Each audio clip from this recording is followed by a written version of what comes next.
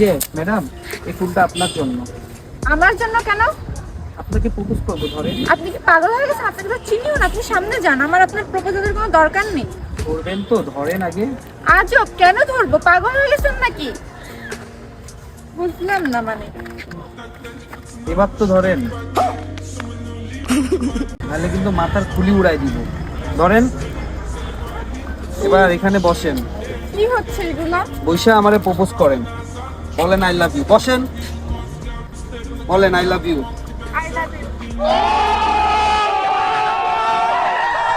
I love you too. এবার দাঁড়ান, কি ঢুকাই ফেলবো?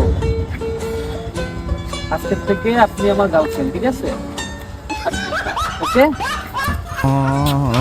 আমি আপনার কি? আপনি আমার বাবু। হ্যাঁ, ওকে ফাইন, চলো।